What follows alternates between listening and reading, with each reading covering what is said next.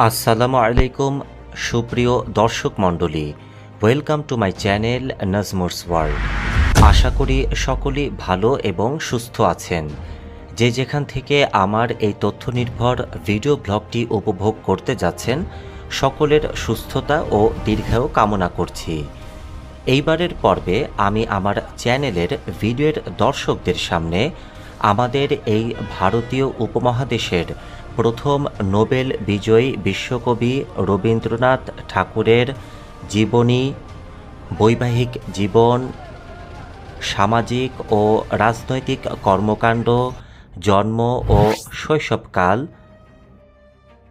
কুঠিবাড়ি চলে আসছি, প্রচুর জ্যাম। আমাদের এই যে বাসটি ঢুকতে অনেক সমস্যা হচ্ছে।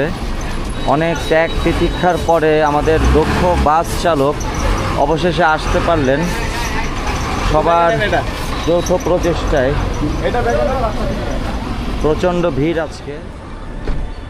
এখানে প্রচুর রিজার্ভ বাস আসছে। আমাদের বাসটাই সবচেয়ে বড়। কার, মাইক্রো, সিএনজি কোনো কিছুর অভাব নাই।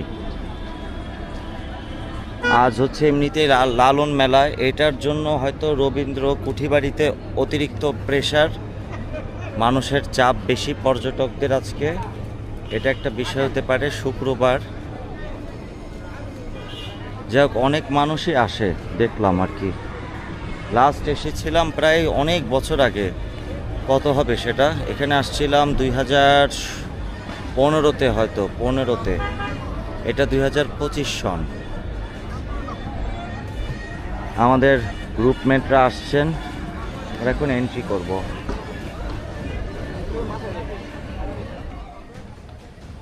সাহিত্যিক জীবন এবং সমাজ সংস্কার ও রাজনৈতিক কর্মী হিসেবে তার যে অবদান রয়েছে ইত্যাদি যাবতীয় বিষয় বিশদ আলোচনা করতে যাচ্ছি। সুপ্রিয় দর্শক, আমরা অনেকেই জানি যে আমাদের এই প্রিয় বিশ্বকবি রবীন্দ্রনাথ ঠাকুর, যিনি কিনা শুধুমাত্রই একজন বিখ্যাত গ্রন্থ, নাট্যকার এবং নাট্য অভিনেতা হিসেবেই সুপ্রাচীন কাল ধরেই এই ভারতীয় উপমহাদেশে সুপরিচিত, এবং তিনি প্রথম ব্যক্তি যিনি কিনা তার রচিত গীতাঞ্জলি কাব্যের জন্য 1913 সালে বিশ্বব্যাপী সাহিত্যে নোবেল পুরস্কার অর্জন করেছিলেন। কিন্তু বাস্তবে তা নয়। আমাদের এই বিশ্বকবি রবীন্দ্রনাথ ঠাকুরের ছিল আরও অনেক অবদান। সমাজ সংস্কারক ও রাজনৈতিক কর্মী হিসেবে তিনি তৎকালীন ব্রিটিশ শাসনের বিরুদ্ধে তীব্র জোরালো আন্দোলন করেছিলেন। Rabindra heritage trail, Kushtia. নিজেদের না, সামনে লাগবে। ভিউয়ার্স, আপনারা টিকিটের অংশটা ফেলবেন না, কারণ সামনে আবার লাগবে। বিশ্বকবি রবীন্দ্রনাথ ঠাকুর, যিনি কিনা তৎকালীন যুগে অবহেলিত নারী সমাজের পাশে দাঁড়িয়েছিলেন, নারী সমাজের পক্ষে ও নারীর অধিকারের জন্য সোচ্চার এবং জোরালো আন্দোলন প্রদান করে। যে বিশ্বকবিকে ব্যারিস্টার করবার জন্য তার বাবা তাকে সেই সুদূর লন্ডন পাঠিয়েছিলেন। রবীন্দ্রনাথ ঠাকুর মোট 12 বার বিশ্বভ্রমণে বেরিয়েছিলেন। 1878 থেকে 1932 সালের মধ্যে তিনি 5টি মহাদেশের 30টিরও বেশি দেশ ভ্রমণ করেছিলেন, যার মধ্যে অন্যতম ছিল ফ্রান্স, হংকং, চীন, Belgium, Switzerland, Denmark, Argentina, Italy, Norway, Yugoslavia, Romania, Greece, মিশর, Singapore, Indonesia, Thailand, Japan, Burma, Holland, Soviet Russia, Iran, Iraq, Sri Lanka সহ প্রভৃতি উন্নত দেশসমূহ। তার এই বিদেশ ভ্রমণ তৎকালীন যুগে কেন এতটা গুরুত্ববহ ছিল? সুপ্রিয় দর্শক, সে সময় কি আমাদের এই বিশ্বজগতে এত যোগাযোগ মাধ্যম উন্নত ছিল? ছিল একটু পরপর বিমানের ফ্লাইট, ছিল টেলিফোন, ইমেইল অথবা অন্য কোনো যোগাযোগ মাধ্যমের উন্নত ব্যবস্থা ছিল না। বিশ্বকবি রবীন্দ্রনাথ ঠাকুর যখন আমাদের এই ভারতীয় উপমহাদেশ থেকে বিদেশ ভ্রমণে গিয়েছিলেন, তখন তিনি ওই সমস্ত ইউরোপ, আমেরিকা, এশিয়ার বিভিন্ন দেশ এবং মধ্যপ্রাচ্যের দেশ পরিভ্রমণ করে সেই সকল দেশের রাজনীতি, সংস্কৃতি, ইতিহাস, তাদের অবকাঠামোগত পরিকল্পনা, তাদের সরকার কর্তৃক গৃহীত পদক্ষেপ জনগণের কল্যাণে ইত্যাদি যাবতীয় বিষয় সম্পর্কে জ্ঞান অর্জন করেছিলেন এবং সেগুলো পরবর্তীতে দেশে এসে লিপিবদ্ধ করতেন তার রচিত বিভিন্ন গ্রন্থ এবং পুস্তকে।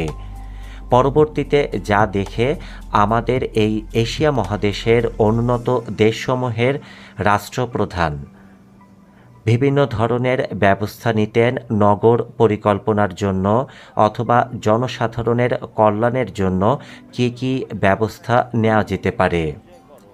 এমনকি সেই সকল ইতিহাস থেকে আমরা ইংরেজ শাসনের অনুশাসন থেকে কিভাবে বের হতে পারি সেই সমস্ত পরিকল্পনাও কিন্তু আঁটতে পেরেছিলাম এই সকল উন্নত দেশের ইতিহাস এবং তাদের স্বাধীন হওয়ার গল্প শুনে। আজকে প্রচণ্ড ভিড়। 1930 সালে রবীন্দ্রনাথের অঙ্কিত একটি ছবি এখনও প্যারিস ও লন্ডনে প্রদর্শিত হচ্ছে। সুপ্রিয় দর্শক, এইবারের পর্বে আমি এই বিশ্বকবি রবীন্দ্রনাথ ঠাকুরের 4টি বাসস্থান, তার কর্মজীবন এবং সাহিত্য জীবন সম্পর্কে বিশদ আলোচনা করতে যাচ্ছি। কেন আপনারা এই ভিডিওটি পুরোপুরি দেখবেন? কারণ এই একই ভিডিওটিতে আপনারা পেয়ে যাবেন বাংলাদেশ এবং পার্শ্ববর্তী প্রতিবেশী রাষ্ট্র ভারত মিলিয়ে তার 4টি বাসস্থান সম্পর্কে বিশদ আলোচনা। সেই সাথে থাকছে তার বিদেশ ভ্রমণ নিয়েও সচিত্র বিশদ আলোচনা।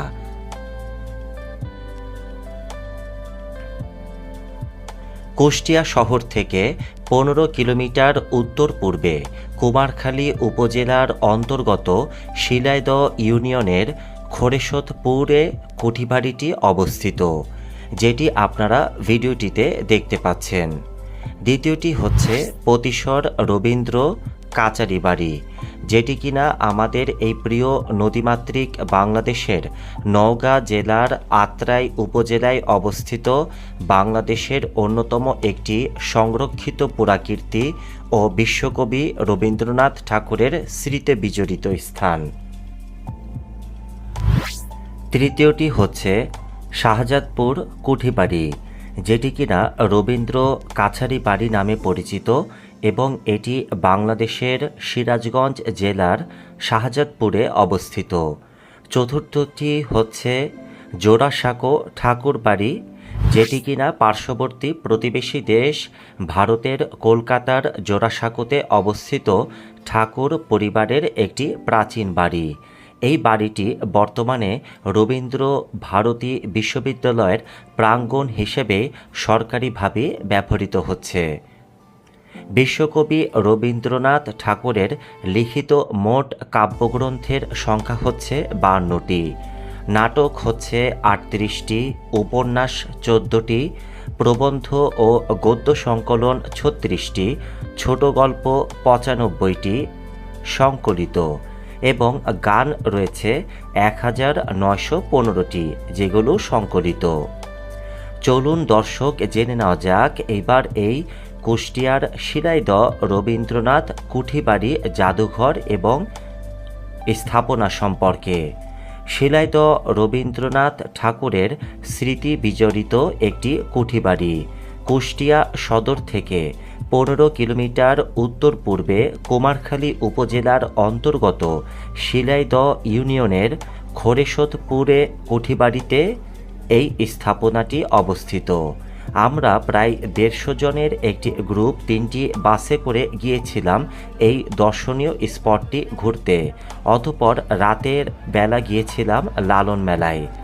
যেহেতু লালন মেলা চলছিল, স্বাভাবিকভাবেই এই কুঠিবাড়িতে ছিল বাড়তি মানুষের ভিড় এবং চাপ। রবীন্দ্রনাথের দাদা প্রিন্স দ্বারকানাথ ঠাকুর 1807 সালে এই অঞ্চলের জমিদারির দায়িত্ব পান। পরবর্তীতে 1889 সালে রবীন্দ্রনাথ ঠাকুর এইখানে জমিদার হয়ে আসেন। এইখানে তিনি 1901 সাল পর্যন্ত জমিদারির দায়িত্ব পরিচালনা করেছিলেন। অর্থাৎ কুষ্টিয়ার এই কুঠিবাড়িতে রবীন্দ্রনাথের জমিদারির দায়িত্ব পরিচালিত হয়েছিল 1901 সাল পর্যন্ত। এই সময় এখানে বসেই তিনি রচনা করেছিলেন তার বিখ্যাত গ্রন্থ সোনার তরী ইত্যাদি, চিত্রা, চৈতালি, গীতাঞ্জলি কাব্যের অনুবাদ কাজও শুরু করেছিলেন। এইখানে রবীন্দ্রনাথের সাথে সাক্ষাৎ করতে এসেছিলেন তৎকালীন সময়ের বিখ্যাত ব্যক্তিবর্গ ও সাহিত্যিক, যেমন জগদীশ চন্দ্র বসু, দ্বিজেন্দ্রলাল রায়, প্রমোদ চৌধুরী সহ আরও অনেকে। রবীন্দ্রনাথ ছিলেন একজন সমাজ সংস্কারক এবং রাজনৈতিক কর্মীও। তিনি তৎকালীন ব্রিটিশ শাসনের বিরুদ্ধে জানিয়েছিলেন তীব্র প্রতিবাদ এবং স্বদেশী আন্দোলনেও সরাসরি তার অংশগ্রহণের কথাই শোনা যায় ইতিহাসে। তিনি নারী শিক্ষার পক্ষে ও নারীর অধিকারের জন্য সর্বদাই সোচ্চার ছিলেন। তিনি বঙ্গদর্শন পত্রিকার মাধ্যমে বাংলা সাহিত্য ও সংস্কৃতির বিকাশে এক গুরুত্বপূর্ণ ও অনবদ্য ভূমিকা পালন করেছিলেন। 1958 সাল থেকে প্রত্নতত্ত্ব অধিদপ্তরের ব্যবস্থাপনায় শিলাইদহ রবীন্দ্রনাথ ঠাকুরের কুঠিবাড়িটি গৌরবময় স্মৃতিরূপেই সংরক্ষিত রয়েছে। কত সাল থেকে? 1958 সাল থেকে। 1971 সালে বাংলাদেশ স্বাধীন রাষ্ট্র ঘোষিত হওয়ার পর থেকে কুঠিবাড়িটি গুরুত্ব অনুধাবন করে কবির বিভিন্ন শিল্পকর্ম সংগ্রহপূর্বক একে একটি জাদুঘর হিসেবে প্রতিষ্ঠা করা হয়েছিল। সুপ্রিয় দর্শক, 2008 সাল নাগাদ পর্যন্ত এই কুষ্টিয়া শিলাইদহ রবীন্দ্রনাথ কুঠিবাড়িটি কিন্তু এমন অবস্থায় ছিল, অর্থাৎ তেমন একটা সংস্কার ছিল না এই কুঠিবাড়িটির, এবং এই স্থাপনাটির বিল্ডিংয়ের গায়ের রঙও ছিল সাদা। বর্তমানে এটি কিন্তু লাল রঙের স্থাপনা দ্বারা বেষ্টিত। পুরো ভবনটি এখন জাদুঘর হিসেবে আগত দর্শনার্থীদের জন্য উন্মুক্ত রয়েছে। জাদুঘরের নিচ ও দ্বিতীয় তলায় 16টি কক্ষেই বিশ্বকবি রবীন্দ্রনাথ, শিল্পী রবীন্দ্রনাথ, জমিদার রবীন্দ্রনাথ, কৃষক বন্ধু রবীন্দ্রনাথ, অর্থাৎ নানা বয়সের বিচিত্র ভঙ্গির রবীন্দ্রনাথের ছবি দেয়ালে টাঙানো অবস্থায় আছে, যেগুলো আপনারা এই স্থানটি পরিদর্শন করলেই দেখতে পাবেন।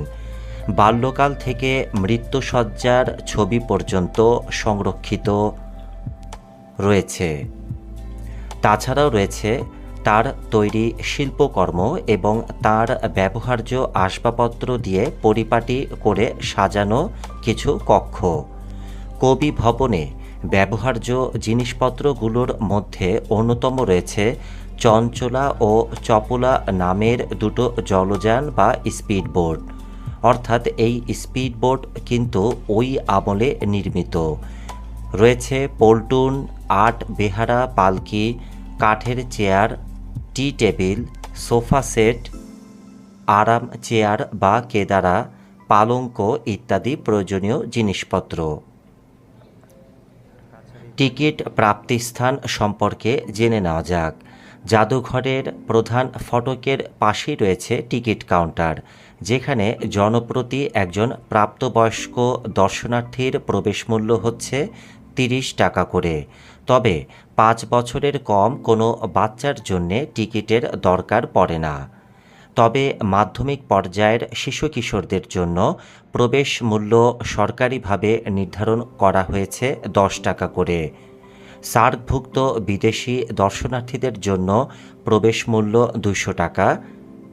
সার্কভুক্ত বলতে বোঝায় বাংলাদেশ, ভারত, পাকিস্তান, নেপাল, ভুটান, মালদ্বীপ এই 7টি দেশ এবং অন্যান্য বিদেশি দর্শকদের জন্য টিকিটের মূল্য 400 টাকা করে নির্ধারিত করা আছে। এই ভ্রমণ স্পটটি বন্ধ এবং খোলার সময়সূচি কখন? গ্রীষ্মকালে অর্থাৎ গরমকালে সকাল 10টা থেকে সন্ধ্যা 6টা পর্যন্ত এই দর্শনীয় জায়গাটি উন্মুক্ত থাকে আগত পর্যটকদের জায়গাটি ঘুরবার জন্য। মাঝখানে অর্থাৎ লাঞ্চ টাইমে দুপুর 1টা থেকে 1টা 30 পর্যন্ত আধা ঘন্টার জন্য এটি বন্ধ থাকে। আর শীতকালে যখন দিনের আলো কমে যায় তখন সকাল 9টা থেকে বিকাল 5টা পর্যন্ত এটি উন্মুক্ত থাকে। শীতকালেও দুপুর 1টা থেকে 1টা 30 পর্যন্ত অর্থাৎ লাঞ্চ টাইমে এই জায়গাটিতে প্রবেশ বন্ধ থাকে। আর সব সময়ের জন্যই শুক্রবারে জুম্মার নামাজের জন্য 12:30 থেকে দুপুর 3টা পর্যন্ত অর্থাৎ প্রায় 2.5 ঘন্টা এই পার্কটি বন্ধ থাকে। রবিবার সাধারণ ছুটি অর্থাৎ রবিবার এই পার্কে কোনোভাবেই প্রবেশ করা যাবে না এবং সোমবার হচ্ছে অর্ধদিবস ছুটি। সোমবার এই স্থাপনাটি দুপুর 2টা থেকে উন্মুক্ত থাকবে। এছাড়াও সরকারি অন্যান্য দিবসে যেখানে শিক্ষা প্রতিষ্ঠান, ব্যাংক, অফিস আদালত বন্ধ থাকে সেই সকল দিবসেও কিন্তু এই জাদুঘরটি উন্মুক্ত থাকে, কারণ সেই সকল দিনগুলোতে আরও পর্যটকের সমাগম ঘটে থাকে এই স্থাপনা পরিদর্শনে। চলুন দর্শক জেনে নেওয়া যাক এবার পতিশ্বর রবীন্দ্র কাচারি বাড়ি সম্পর্কে, যেটি আমাদের এই প্রিয় নদীমাতৃক বাংলাদেশের বৃহত্তর নওগাঁ জেলার আত্রাই উপজেলায় অবস্থিত বাংলাদেশের অন্যতম একটি সংরক্ষিত পুরাকীর্তি ও বিশ্বকবি রবীন্দ্রনাথ ঠাকুরের স্মৃতি বিজড়িত একটি স্থান। এটি উপজেলার পতিশ্বর নামক গ্রামে নাগর নদীর তীরেই অবস্থিত। পতিশ্বরের স্থাপনাগুলো দেখতে অনেকটাই শিলাইদহ ও সিরাজগঞ্জের শাহজাদপুরের একই পরিবার কর্তৃক স্থাপিত স্থাপনাসমূহের মতনই। এইখানে একটি দোতলা কুঠিবাড়ি রয়েছে। এছাড়াও কুঠিবাড়িটিকে ঘিরে বেশ কিছু ভবন রয়েছে যেগুলোর ধ্বংসাবশেষ দেখতে পাওয়া যায়। কাচারি বাড়ির পাশে রয়েছে একটি খননকৃত পুকুর। পূর্বে পুকুরটি বেশ বড় থাকলেও কালক্রমে এটির মাটি ভরাট হয়ে গিয়েছে। মূল ভবনের সামনেই রয়েছে রবীন্দ্রনাথ ঠাকুরের একটি আবক্ষ মূর্তি। এছাড়াও ভবনে প্রবেশের জন্য রয়েছে নান্দনিক একটি প্রবেশপথ। চলুন দর্শক জেনে নেওয়া যাক এইবার সিরাজগঞ্জের শাহজাদপুর কুঠিবাড়ি প্রসঙ্গে। রবীন্দ্র কাছারি বাড়ি নামে পরিচিত এবং যেটি কিনা বাংলাদেশের সিরাজগঞ্জ জেলার শাহজাদপুরে অবস্থিত। এটি রবীন্দ্রনাথ ঠাকুরের পৈতৃক জমিদার বাড়ির অংশ এবং এটি বর্তমানে রবীন্দ্র স্মৃতি জাদুঘর হিসেবে ব্যবহৃত হচ্ছে। এই বাড়িতে থাকাকালীন রবীন্দ্রনাথ ঠাকুর তাঁর অনেক বিখ্যাত সাহিত্যকর্ম সৃষ্টি করেছিলেন। 1842 সালে রবীন্দ্রনাথ ঠাকুরের দাদা দ্বারকানাথ ঠাকুর এই শাহজাদপুরের বাড়িটি ইংরেজদের কাছ থেকে ক্রয় করেছিলেন, যেটি কিনা একটি দোতলা ভবন, যা মূলত তৎকালীন ইংরেজ আমলে কর্মরত নীলকরদের কুঠি হিসেবেই ব্যবহৃত হতো, যে কারণে এটি কুঠিবাড়ি নামে পরিচিতি লাভ করেছিল। রবীন্দ্রনাথ ঠাকুর 1890 সালের দিকে প্রথম শাহজাদপুরে আগমন করেন এবং এখানকার অভিজ্ঞতা থেকে অনেক সাহিত্যকর্ম রচনা করেছিলেন তার বুদ্ধিমত্তা এবং মেধা শক্তি প্রয়োগ করে। এটি বাংলাদেশ প্রত্নতত্ত্ব অধিদপ্তরের অধীনে একটি সংরক্ষিত প্রত্নতাত্ত্বিক স্থাপনা এবং বর্তমানে রবীন্দ্র স্মৃতি জাদুঘর হিসেবে পর্যটকদের চলাচলের জন্য উন্মুক্ত রয়েছে। এইবার দর্শক আমি আলোচনা করতে যাচ্ছি বাংলাদেশের প্রতিবেশী দেশ ভারতের পশ্চিমবঙ্গ রাজ্যের রাজধানী কলকাতার জোড়াসাঁকোতে অবস্থিত রবি ঠাকুরের পরিবারের একটি প্রাচীন বাড়ি সম্পর্কে, যে বাড়িটির নাম হচ্ছে জোড়াসাঁকো ঠাকুর বাড়ি।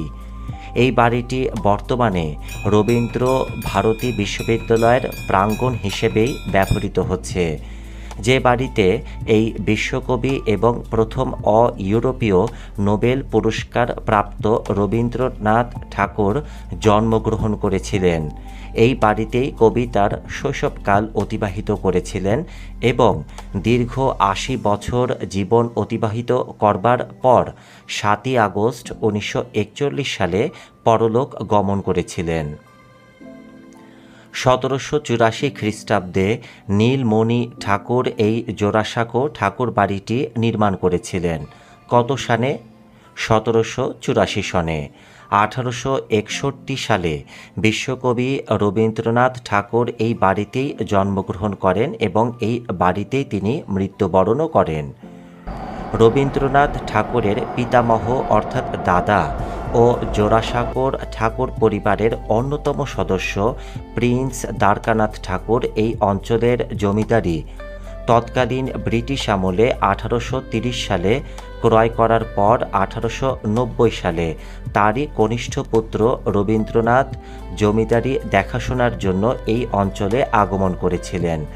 এই কাচারিতে অবস্থানকালে রবীন্দ্রনাথ ঠাকুর বেশ কিছু কাব্য, গল্প ও প্রবন্ধ রচনা করেছিলেন। এই স্থানটির চারপাশেই রবি ঠাকুরের পরিবার কর্তৃক স্থাপিত বেশ কিছু স্থাপনাও পরিলক্ষিত হয়।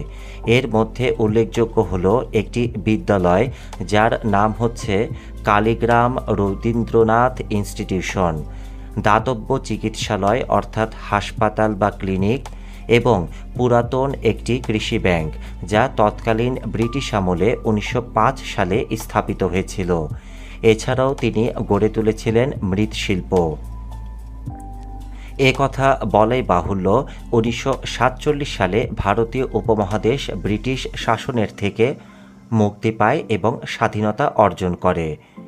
পরবর্তীতে ভারত এবং পাকিস্তান নামে দুটো স্বাধীন রাষ্ট্রের জন্ম হয় এবং আমরা ১৯৭১ সালের ১৬ই ডিসেম্বর পাকিস্তানি হানাদার বাহিনীদের দ্বারা মুক্তিপ্রাপ্ত হয়ে অবশেষে স্বাধীন রাষ্ট্র হিসেবে আমাদের এই প্রিয় মাতৃভূমি বাংলাদেশে বসবাস করবার অধিকার অর্জন করেছিলাম। রবীন্দ্রনাথ ঠাকুর নোবেল প্রাপ্তির পর সর্বশেষ ১৯৩৭ সালে পতিশরে আগমন করেন। বর্তমানে এইখানে রবীন্দ্রনাথের জন্মদিন ও মৃত্যুবার্ষিকীতে বিভিন্ন অনুষ্ঠানের আয়োজন করা হয়ে থাকে স্থানীয়দের দ্বারা। পতিশর অর্থাৎ যেটি কিনা নওগাঁয় অবস্থিত।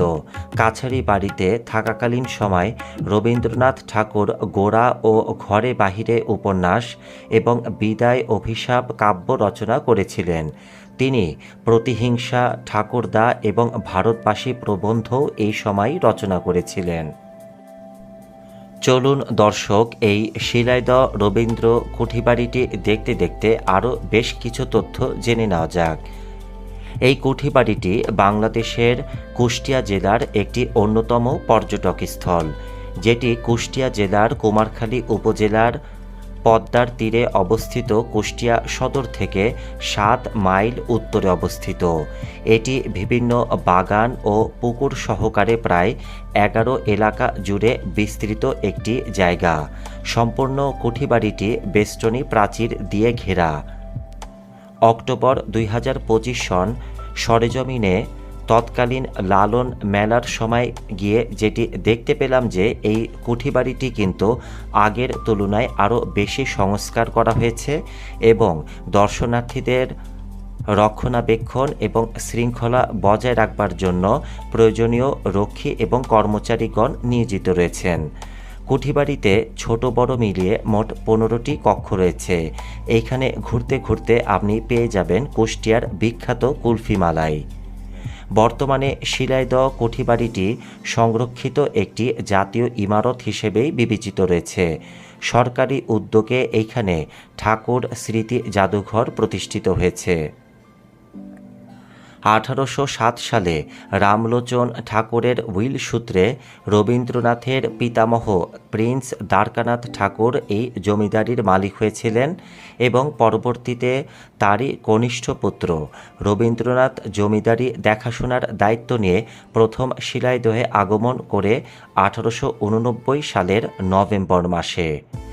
জমিদারির দেখাশোনা করতে রবীন্দ্রনাথ ঠাকুর তার কিশোর জীবনে এবং পরবর্তীকালেও মাঝে মাঝেই এখানে আসতেন এবং এই কুঠিবাড়িতেই থাকতেন। তবে পরবর্তীকালে তৎকালীন সময় বন্যার যখন প্রকোপ দেখা দেয় তখন পার্শ্ববর্তী উত্তাল ঢেউ সমৃদ্ধ পদ্মার ভাঙনে পুরানো কুঠিবাড়ির নিকটবর্তী এলাকা পর্যন্ত বিলীন হওয়ার আশঙ্কা দেখা দিলে এই পুরানো কুঠিবাড়িটি সম্পূর্ণরূপে ভেঙে ফেলা হয়েছিল এবং পুরানো ভবন সামগ্রী দিয়েই এই নতুন কুঠিবাড়িটি নির্মাণ করা হয়েছিল। 1891 থেকে 1901 সালের মধ্যে এক দশকেরও বেশি সময় রবীন্দ্রনাথ অনিয়মিত বিরতিতে এখানে অবস্থান করেছিলেন। শিলাইদহ কুঠিবাড়িটি বিভিন্ন ধরনের ফলজাতীয় বৃক্ষ এবং পুষ্পজাতীয় বৃক্ষ যেমন আম, কাঁঠাল ও অন্যান্য চিরসবুজ বৃক্ষের বাগান, একটি পুষ্প উদ্যান বা ফুলের বাগান এবং দুটি বিশাল আকৃতির পুকুরসহ প্রায় 11 একর মনোরম এলাকা জুড়ে বিস্তৃত। শিলাইদহে রয়েছে গ্রামীণ পরিবেশ আর মনোমুগ্ধকর প্রাকৃতিক সৌন্দর্য। কুঠিবাড়ি ভবনটি একটি বেষ্টনী প্রাচীর দিয়ে ঘেরাও। দক্ষিণ দিকে অবস্থিত একটি সাধারণ অথচ আকর্ষণীয় প্রবেশ তোরণ পেরিয়ে এতে প্রবেশ করা যায়। নিচতলা ও দোতলায় বিশাল কেন্দ্রীয় হল কক্ষ সহ এতে বিভিন্ন আকারের মোট 15টি কক্ষ পরিলক্ষিত হয়। নিচতলা ও দোতলার উন্মুক্ত ব্যালকনিগুলো রানীগঞ্জ টালি দিয়ে তৈরি ঢালু ছাদ দ্বারা আংশিক আচ্ছাদিত। তবে এই ভবনের একেবারে উপরে কিন্তু ওঠা যাবে না, যেটি কিনা প্রশাসনিকভাবে বেড়া দ্বারা আচ্ছাদিত রয়েছে। নিচতলার উপরের মধ্যবর্তী অংশে রয়েছে ত্রিকোণ প্রান্ত বিশিষ্ট একটি ঢালু ছাদ। দোতলার উপরের পিরামিড আকৃতির ছাদ ভবনটিকে আরও বৈচিত্র্য এনে দিয়েছে।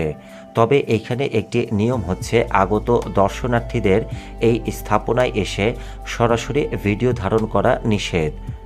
তবে আমি অনেক দর্শনার্থীকেই দেখেছি যারা নিজেদের মতন করে ছবি তুলছেন। তবে আপনারা সুযোগ বুঝে ভিডিও করতে পারেন, কারণ যদি আপনার ভিডিও ধারণের মূল উদ্দেশ্য থাকে বাংলার ঐতিহ্য ও সংস্কৃতিকে আমাদের দেশের জনগণের সামনে তুলে ধরবার, তাহলে আপনি আপনার নিজস্ব বিবেক শক্তি প্রয়োগ করে চাইলে ভিডিও ধারণ করতে পারেন। এতে তো আমি দোষের কিছুই দেখছি না, কারণ অনেক দর্শনার্থী এখানে ভিডিও করছিলেন। তবে মিউজিয়ামের একটি আইন রয়েছে, সেটি হচ্ছে কোনো ধরনের জাদুঘরেই কিন্তু ছবি এবং ভিডিও ধারণ প্রশাসনিকভাবে নিষিদ্ধই থাকে। চলুন দর্শক জেনে নেওয়া যাক এই বিশ্বকবি রবীন্দ্রনাথ ঠাকুর সম্পর্কে আরও বেশ কিছু অজানা তথ্য। রবীন্দ্রনাথ ঠাকুর 1861 সালের 7ই মে কলকাতার জোড়া